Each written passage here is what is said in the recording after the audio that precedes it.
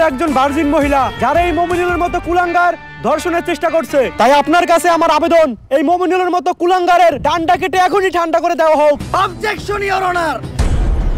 Your honour, আমার মক্কেল মমিনুলের বিরুদ্ধে যতগুলো অপবাদ দেওয়া হয়েছে সব মিথ্যা বানোয়াট। কারণ আমার মক্কেল মমিনুল ধর্ষণের মতো কাজ করতেই পারে না। কেন করতে পারে না? ও কি বাচ্চা খোকা নাকি? না মাই লর্ড, আমার মক্কেল একজন বাচ্চা না, কিন্তু ও একজন ডান্ডা ছাড়া সান্ডা। মানে আমার মক্কেল মমিনুল একজন গে গে গে। অবজেকশন ইওর অনার, মমিনুল আবার গে হয় কিভাবে? তুই কো আমার মক্কেল মমিনুল কি করে? টিকটক। আর টিকটক যেসব ছেলেরা করে তাদের কি নাই? ডান্ডা। আর ডান্ডা ছাড়া ছেলেদের কি বলা হয়? গে। তাইলে আমার মক্কেল মমিনুল কি? গে। That's all your honour. Your honour, Mominul তাহলে ওদিন রাত্রে আমার বাসায় কি করতে আসছিল?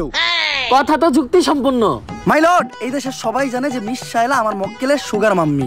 আর আমার মক্কেল মমিনুল রিসেন্টলি ঢাকায় একটা সেলুন দিয়েছে যার নাম হচ্ছে মায়ের দোয়া হেয়ার কাট। আর এটার উদ্বোধনের আগে আমার মক্কেল চেয়েছিল তার সুগার মাম্মি মানে মিস শায়লার পায়ের ধুলো নিয়ে তার ব্যবসার যাত্রা শুরু করবে। তাই ওই দিন রাত্রে আমার মক্কেল মিস শায়লার বাসায় গিয়েছিল। That's all my lord. Order order order. পর্যাপ্ত সাক্ষ্য প্রমাণের ভিত্তিতে এই কোর্ট প্রিন্স মমিনুলকে অসম্মানের সাথে খালাস করলো এবং অপর পাশের বাদী মিস শায়লাকে শিশু নির্যাতন মামলায় যাবজ্জীবন কারাদণ্ডে দণ্ডিত করা হলো। Thank you your honour. Object. বাত পাস না আবার কস গন্ধ হয়ে শুটকিতে প্যান খুলে স্যাপ দিয়ে দিব তোর পুটকিতে।